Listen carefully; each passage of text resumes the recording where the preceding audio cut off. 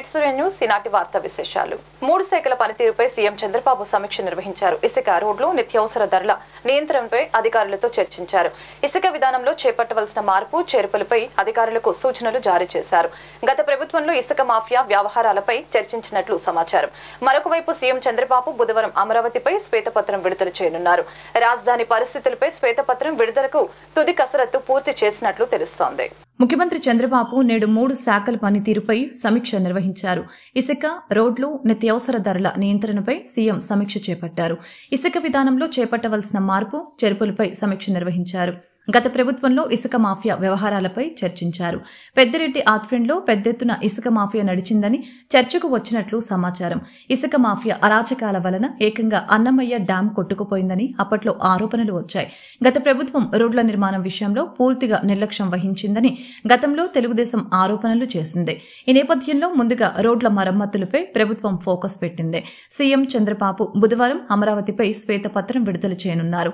రాజధాని పరిస్థితులపై శ్వేతపత్రం విడుదలకి మంత్రి నారాయణ తుది కసరత్తు చేసినట్లు తెలుస్తోంది. రేపు శ్వేతపత్రం విడుదల చేస్తున్న నేపథ్యంలో ముఖ్యమంత్రికి మంత్రి నారాయణ అధికారులు బ్రీఫింగ్ ఇవ్వనున్నారు. ఆంధ్రప్రదేశ్ ప్రభుత్వం ఆడపిల్లల భద్రతపై ప్రత్యేక దృష్టి సారిస్తుందని AP deputy CM Pavan Kalyan తెలిపారు. ఇటీవల తన కూతురు కిడ్నాప్ కు గురైందని ఓ మహిళ నాకు ఫిర్యాదు చేసిందని తెలిపారు. దీనిపై విచారణ చేయాలని పోలీసులకు ఆదేశాలు జారీ చేశామని పేర్కొన్నారు. కాకినాడ కలెక్టరేట్లో అధికారులతో సమీక్ష అనంతరం ఆయన మీడియాతో మాట్లాడారు. పోలీసులు అద్భుతంగా పనిచేసి జమ్మూ కాశ్మీర్లో ఆ అమ్మాయి ఆచూకీ గుర్తించారు. నెలల క్రితం కేసును 2 రోజుల్లో ఛేదించారు. అక్కడి పోలీసుల సాయంతో వారిని విజయవాడకు తీసుకువచ్చేందుకు ప్రయత్నాలు చేస్తున్నాం. భీమవరం వాస్తవ్యులు వాళ్ళ మొదలు వచ్చి వాళ్ళ ఇంకొక కూతురుని తీసుకొచ్చి నా బిడ్డని 9 నెలల క్రితం కిడ్నాప్ చేయాలని తీసుకెళ్లిపోయారు.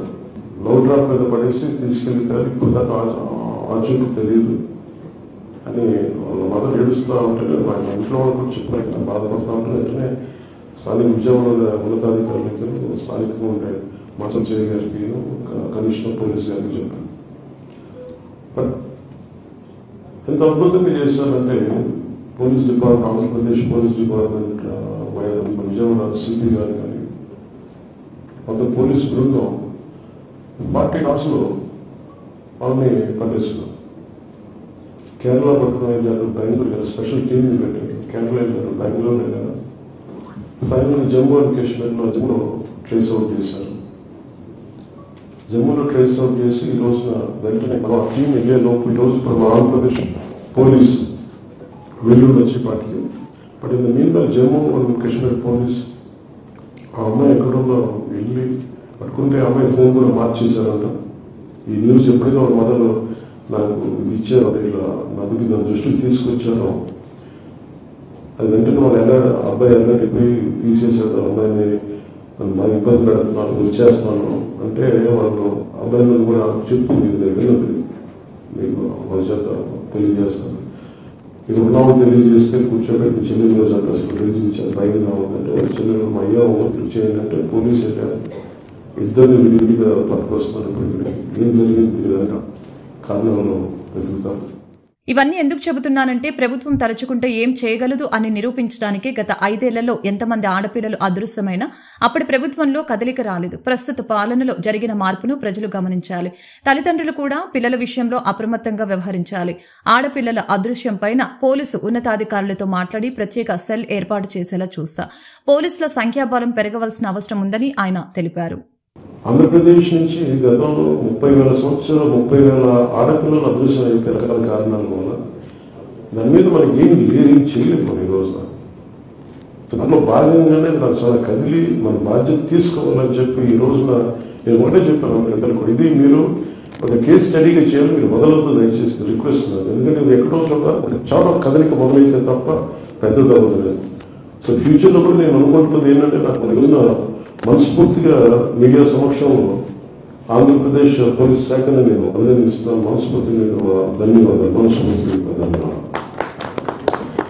మీరు ఇంత స్విఫ్ట్ యాక్షన్ తీసుకోవడం వల్ల ఒక విశ్వాసం పెరిగింది. అలాగే ఆడపిల్లలు తల్లిదండ్రులు కానీ ఆడపిల్లలు కానీ ఎవరికైనా సరే ఈ లవ్ ట్రాప్స్ ఏదైనా ఏసీ మమ్మల్ని ఇబ్బంది పెడుతుంటే మీరు మన సరైన లేదా అనేది మీరు ఎప్పటికప్పుడు చాలా జాగ్రత్తగా చూసుకోవాలి. ఎందుకంటే 24 hours తర్వాత అమ్మాయి మిస్ అయిందంటే దొరకడం చాలా కష్టం, మర్చిపోమంటారు. 48 hours అయితే ఇంక మీరు మర్చిపోయి వెళ్ళిపోతారో తెలియదు, బాంబే వెళ్ళిపోతారో తెలియదు, బెంగళూరు వెళ్ళిపోతారో, ట్రేస్ అవుట్ చేయలేమని చాలాసార్లు పోలీస్ వ్యవస్థ నిస్సహాయత ఉంటుంది.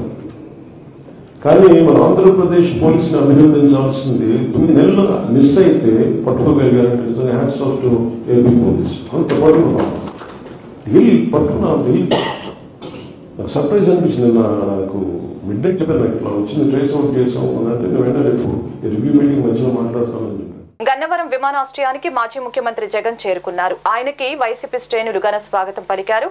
విమానాశ్రయం నుండి తాడేపల్లి నివాసానికి జగన్మోహన్ రెడ్డి బయలుదేరారు. బెంగళూరు నుండి గన్నవరం విమానాశ్రయానికి వైసీపీ అధ్యక్షులు మాజీ సీఎం వైఎస్ జగన్మోహన్ రెడ్డి చేరుకున్నారు. వీరికి వైసీపీ శ్రేణులు ఘన స్వాగతం పలికారు. ఘన స్వాగతం పలికిన వారిలో మాజీ మంత్రి మేరుగ నాగార్జున, పేర్ని నాని, వెల్లంపల్లి శ్రీనివాస్, ఎమ్మెల్సీలు తలసిల రఘురాం, లేల్లాపిరెడ్డి, మొండితో అరుణ్ కుమార్, మాజీ ఎమ్మెల్యేలు మల్లాది విష్ణు, మేయర్ రాయన భాగ్యలక్ష్మి తదితరులు ఉన్నారు. జై జగన్ నినాదాలతో గన్నవరం విమానాశ్రయం మారుమ్రోగింది. ఈ సందర్భంగా గన్నవరం విమానాశ్రయం నుంచి తాడేపల్లి నివాసానికి జగన్మోహన్ రెడ్డి బయలుదేరారు.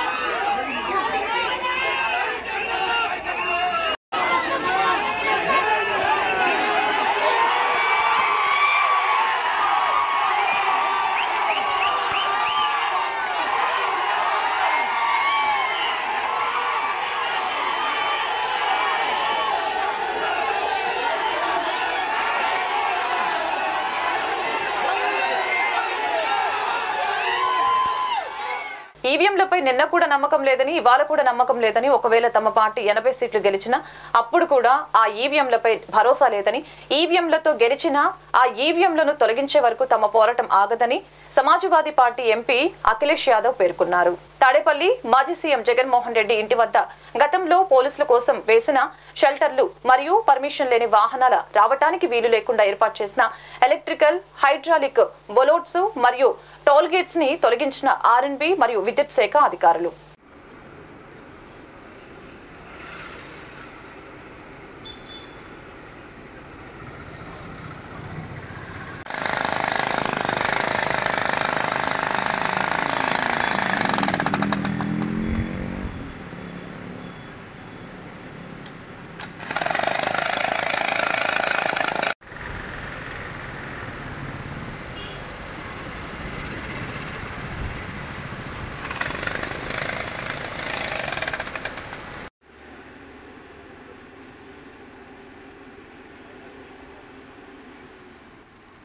లడఖ్లో నది దాటే ప్రయత్నంలో మృతి చెందిన 5 సైనికుల్లో 3 ఆంధ్రప్రదేశ్కు చెందినవారు. వాస్తవాధీన రేఖ సమీపంలో T-72 యుద్ధ ట్యాంకులో వెళ్తున్నప్పుడు లేప్కు 148 కిలోమీటర్ల దూరంలో శనివారం మంచు కరిగి షోక్ నది వచ్చే సైనిక ట్యాంకు కొట్టుకుపోయిన ఈ దుర్ఘటనలో ప్రకాశం జిల్లా రాచర్ల మండలం కాల్వపల్లె గ్రామానికి చెందిన జూనియర్ కమర్షియర్డ్ అధికారి జేసీఓ ముత్తుముల రామకృష్ణారెడ్డి, కృష్ణా జిల్లా పెడన మండలం చేవెండ్ర గ్రామానికి చెందిన సైనికుడు సాదరిపోయిన నాగరాజు, బాపట్ల జిల్లా రేపల్లె మండలం ఇస్లాంపూర్ గ్రామానికి చెందిన సుబాన్ ఖాన్ తదితరులు మృతి చెందారు. 3 అచెంచెలుగా పై స్థాయికి ఎదిగారు. ఇస్లామాపూర్ 100 ఇళ్లు ఉండగా ప్రతి ఇంటి నుంచి 2 వ్యక్తులు సైన్యంలో చేరి దేశానికి సేవలు అందించడం విశేషం. నాగరాజు సోదరుడు సుబ్బయ్య కూడా ప్రస్తుతం సైన్యంలో సేవలందిస్తున్నారు. ఏపీకి చెందిన 3 జవాన్లు మృత్యువాత పడడం పట్ల తీవ్ర దిగ్భ్రాంతికి గురయ్యామని మంత్రి నారా లోకేష్ తెలిపారు. లడఖ్లో జరిగిన ప్రమాదంలో తెలుగు జవాన్లు సాదరపోయిన నాగరాజు, సుబాన్ ఖాన్, ఎంఆర్కే రెడ్డి మృతి చెందడం బాధాకరమని, వారి ఆత్మకు శాంతి చేకూరాలని కోరారు.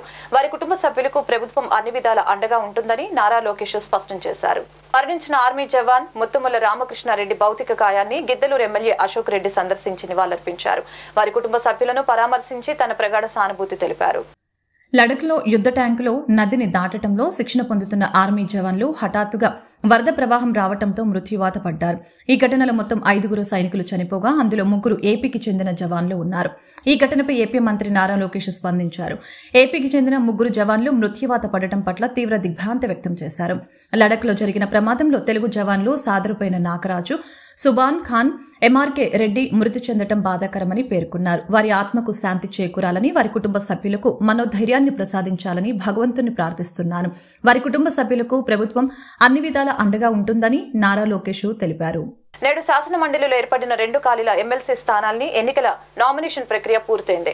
జనసేన పార్టీ తరపున అభ్యర్థిగా పిడుగు హరిప్రసాద్, తెలుగుదేశం పార్టీ తరపున సి రామచంద్రేలను ఎమ్మెల్సీ అభ్యర్థులుగా ప్రతిపాదిస్తూ నామినేషన్లు దాఖలు చేశారు.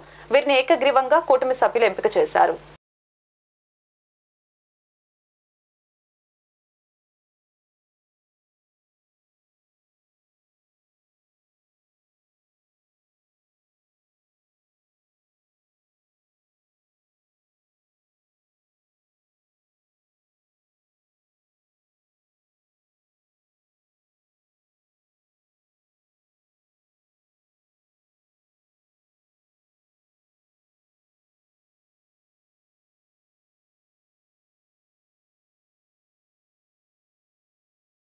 ఆదాయపు పన్ను రిటర్నింగ్ వేయటంలో ఎదురయ్యే ఇబ్బందులపై ఆ శాఖ ఉన్నతాధికారులు రైల్వే ఉద్యోగులకి అవగాహన కల్పించారు. విజయవాడ రైల్వే ఆడిటోరియంలో నిర్వహించిన అవగాహన సదస్సుకు ఐటీ శాఖ జాయింట్ డైరెక్టర్ అభినయ ఉద్యోగుల సందేహాలు, అనుమానాలను నివృత్తి చేశారు. డిఆర్ఎం నరేంద్ర పాటిల్ సహా పలు ఉన్నతాధికారులు సదస్సులో పాల్గొన్నారు. Helping us with an awareness program regarding income tax returns to be filed by the government employees. Recently, it has been noticed that government employees, sometimes due to lack of awareness and sometimes due to the middlemen, are getting into issues like false refund claims and wrong filing of returns. So, this kind of awareness programs will be very helpful for our railway employees.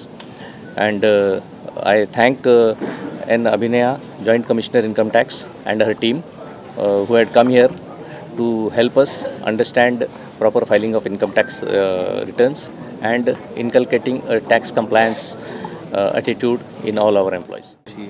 Vijayawada railway division కార్యాలయ పరిధిలో income tax department miss అభినయ గారి ఆధ్వర్యంలో వారి team railway employees and ఇతర government employees వాళ్ళ income tax returns file చేయడంలో ఏవైతే తప్పులు దొర్లుతున్నాయో వాళ్ళని అవేర్ చేయడం, వాళ్ళకి అవేర్నెస్ పెంచడానికి ఈ కార్యక్రమం చేపట్టింది. ఇది ఎంతో హర్షణీయం. సాధారణంగా ఇటువంటి మిస్టేక్స్ వల్ల మనకి ఎంప్లాయీస్ కూడా చాలా ఇబ్బందులు ఎదుర్కొంటున్నారు. సో ఇన్కమ్ ట్యాక్స్ డిపార్ట్మెంట్ ముందుకు వచ్చి మేము ఎంప్లాయీస్కి ఏమైనా డౌట్స్ ఉన్నా కానీ వాటిని నివృత్తి చేస్తాము అని చెప్పేసి ముందుకు వచ్చారు. సో ఈరోజు ఈ కార్యక్రమం చేపట్టడం జరిగింది. దీనివల్ల ఎంప్లాయీస్ అందరూ వారి యొక్క డౌట్స్ని, వారి యొక్క ఏమైనా సులభతరం చేసుకోవడానికి ఎంతో బాగా ఉపయుక్తంగా ఉంటుంది. అండ్ ఈ కార్యక్రమం మన దేశాభివృద్ధికి ఎంతో దోహదపడుతుంది. కొత్త బిచ్చగాడు పొద్దెరగడని చందంగా వైసీపీలో కొత్తగా పుట్టుకొచ్చిన పోతన వెంకట మహేష్ వాస్తవాలు తెలుసుకోకుండా అవాకులు చవాకులు పేలుతున్నారని, కూటమిపై ఇష్టానుసారంగా మాట్లాడితే ఊరుకునేది లేదని జనసేన పార్టీ 44వ డివిజన్ అధ్యక్షురాలు కృష్ణా పెన్న మహిళా కోఆర్డినేషన్ మల్లెపు విజయలక్ష్మి హెచ్చరించారు. వైసీపీ ప్రభుత్వంలో మహిళలకు జరిగిన అన్యాయాలపై ఏనాడైనా జగన్ 5 ఏళ్ల కాలంలో మాట్లాడారా? ఒకరికైనా శిక్ష పడేలా చేశారా అని ప్రశ్నించారు. పోతిన మహేష్ జగన్ భజన చేయాలని అనుకుంటే జనసేన కార్యాలయం నుంచి 2 చెడుతలు పంపిస్తామని చేయమని చెప్పారు. వైఎస్ఆర్సీపీలో కొత్తగా పుట్టుకొచ్చిన నాయకుడు పోతిన వెంకట మహేష్ గారు నిన్న ఇష్టానుసారం మాట్లాడుతున్నారు. పోతిన వెంకట మహేష్ గారికి మాట్లాడటానికి ఏదో ఒక కారణం కావాలి. ఇష్టం వచ్చినట్టు అవాకులు చవాకులు మాట్లాడటం తప్పే వేరే అందులో నిజాలు ఉన్నాయా లేవో కూడా ఆయనకి అవసరం లేదు. ఆయన మాట్లాడింది ఏంటంటే, మొన్న ఒక ఘటన జరిగింది, తన కూతుర్ని వేధిస్తున్నాడని వాళ్ళ ఇంటికి వెళ్ళి బాబు మా అమ్మాయి జోలికి రావద్దు అని చెప్పి ఆయన ప్రసాద్ గారు అని హెచ్చరించి రావడంతో ఆయన ఆ మణికంఠ అనే వ్యక్తి కక్ష పెట్టుకొని ఆయన షాపు కట్టేసి వస్తున్న టైంలో అతన్ని కత్తితో నరికి చంపడం జరిగింది. పోతిరి వెంకట మహేష్ గారు ఏమీ తెలియకుండా ఇష్టానుసారంగా మీరు మాట్లాడితే కనుక ఊరుకునేది లేదు. తనంతడు తనే వెళ్ళి కృష్ణలంక పోలీస్ స్టేషన్లో నేనే చంపాను అని చెప్పి లొంగిపోయాడు. తను అక్కడే ఉన్నాడు ప్రస్తుతానికి. ఇంకా కఠిన చర్యలు తీసుకుంటుంది. శిక్ష పడే విధంగానే కూటమి అధికారంలో ఉంది కాబట్టి తనకి శిక్ష పడిద్ది. దాని గురించి ఇంకా మీరు మాట్లాడాల్సిన అవసరం ఏంటి? వైఎస్ఆర్సీపీ నాయకులు వైసీపీ అలాగే జగన్మోహన్ రెడ్డి గారు లేని బాధ అంతా కూడా మీకు వచ్చేస్తుంది. సామెత ఉంది, కందకలేని దురద కత్తిపేటకి ఎందుకు అన్నట్టు అది గుర్తొస్తుంది మాకు మిమ్మల్ని చూస్తుంటే. అలా ఉన్నాయి మీ మాటలు. ప్రభుత్వం ఏర్పడిన 25 రోజుల్లో చేసిన పనులపై సమీక్ష చేశామని ప్రతిపాడు ఎమ్మెల్యే రామాంజనేయులు తెలిపారు. ముందుగా నిర్ణయించిన లక్ష్యాలకు అనుగుణంగా ముందుకు సాగుతున్నామని తెలిపారు. కాలువల్లో గుర్రపు డెక్క తొలగింపు కోసం ₹1 కోటి పైగా నిధుల్ని కేటాయించినట్లు తెలియజేశారు. గుంటూరు ఛానల్ పొడిగింపు భూసేకరణ కోసం 110 కోట్లు బడ్జెట్ కేటాయించామని సీఎంను అడిగామని అన్నారు. గుంటూరు ఛానల్ ఆధునీకరణ కోసం 336 కోట్లు అవసరం. ఆ నిధులు కూడా బడ్జెట్ లో కేటాయించమని అడిగా. గ్రామీణ ప్రాంతాల్లో రోడ్ల నిర్మాణం కోసం 350 కోట్లతో అంచనాలు రూపొందించాం. ఇందుకోసం కేంద్ర నిధులు ఇవ్వాలని మంత్రి పెమ్మసానిని కలిసి విజ్ఞప్తి చేశామని తెలిపారు. మొట్టమొదట మనకు పూడిక తీసే విషయంలో కాలువల్లో పూడిక తీయాలి. గుర్రపు డెక్క పేరుకొని పోయి ఉంది. గత 4-5 సంవత్సరాలు వైసీపీ పాలనలో దాన్ని పట్టించుకునే నాతులు లేడు. దానివల్ల కాలువల్లో నీళ్లు సరిగ్గా రాక పంట పొలాలకు నీళ్లు అందక మరి పంట సరైనటువంటి రీతిగా రానటువంటి పరిస్థితి రైతులు మా దృష్టికి తీసుకొని వస్తే మొదటి ప్రాధాన్యతగా దాన్ని మొట్టమొదటి క్యాబినెట్లోనే మరి ఇక్కడ మనకు సంబంధించి మా అధికారులు ఇచ్చినటువంటి నివేదిక మేరకు ఈరోజు ₹1,73,00,000 దానికి మంజూరు చేయించడం అనేటువంటి జరిగింది. సో వెంటనే షార్ట్ టెండర్ ద్వారా ఎక్కడికక్కడే పనులు పూర్తి చేయాల్సిందిగా ఆదేశాలు ఇచ్చాం. అయితే ఇక్కడ మా దృష్టికి వచ్చింది, గతంలో ఇలాంటి వర్కులు చేసేటప్పుడు బయట నుంచి వచ్చినటువంటి పెద్ద కాంట్రాక్టర్లు 50% వరకు లెస్సులు వేసి వర్షాలు వచ్చే ముందు ఏదో కొద్దిగా వర్క్ చేసినట్టుగా నటించి నీళ్ళు వచ్చిన తర్వాత బిల్లులు చేసుకునేటటువంటి పరిస్థితి మా దృష్టికి వచ్చింది. అలాంటిది ఎలాంటి పరిస్థితుల్లో కూడా ఒప్పుకునే ప్రసక్తి లేదు. అలా నిర్ణయాలు కూడా మేము ఎస్సీ ఇరిగేషన్ వాళ్ళకి ఇచ్చేసాం. ఎవరైనా ఒక 5% 10% లెస్కి వేయాలి, కానీ పనుల్లో నాణ్యత ఉండాలి, కానీ డబ్బులు మిగిల్చడానికి కాదు. ప్రభుత్వం ఈరోజు బడ్జెట్ పెట్టకపోయినా మీరు గమనించాలి, బడ్జెట్ పెట్టలే, ఒక్క పైసా అప్పు చేయలే, ఒక్క నెల రోజులు కూడా ప్రభుత్వం వచ్చి గడవలే. అయినప్పటికీ కూడా రైతాంగం పడే సమస్యలు మేము ముఖ్యమంత్రి గారి దృష్టికి తీసుకెళ్తే ఫస్ట్ క్యాబినెట్లోనే దాన్ని అప్రూవల్ చేశారు. కాబట్టి ఈ విషయం మీద మా అధికారులు, ముఖ్యంగా మా రైతు సోదరులు, అక్కడ వాటర్ యూజర్స్ అసోసియేషన్స్ లేకపోయినా, రైతు సంఘాలు లేకపోయినా, ఇప్పటికీ రైతులంతా కూడా ఒక మాట మీద ఉండి పనుల్లో నాణ్యతను పాటించాలి. ఎవరైనా టెండర్లో, షార్ట్ టెండర్లో ఏది మరీ పూర్తిగా 30-40% లెస్కేస్తే అటువంటివి మా దృష్టికి తీసుకొని వస్తే వాటిని క్యాన్సిల్ చేయించడం అనేటువంటిది కూడా జరుగుతుంది. పల్నాడు జిల్లా మాచర్లలో పెన్షన్ పంపిణీలో సచివాలయ ఉద్యోగులు చేతివాటం ప్రదర్శించారు. ఎరుకుల కాలనీలో లబ్ధిదారులకు ₹7,000 బదులు ₹6,500 ఇచ్చారు. ఉద్యోగుల తీరుపై ఆగ్రహం వ్యక్తం చేసిన ఎమ్మెల్యే జూలకంటి బ్రహ్మానందరెడ్డి వారిపై శాఖపరమైన చర్యలు తీసుకోవాలని మున్సిపల్ కమిషనర్లను ఆదేశించారు. దీంతో సచివాలయ వెల్ఫేర్ అసిస్టెంట్ బాలు నాయక్ ను సస్పెండ్ చేశారు. ఈ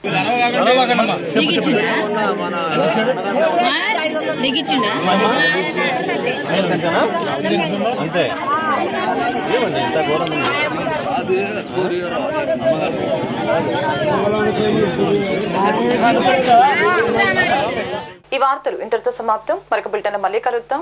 నమస్కారం.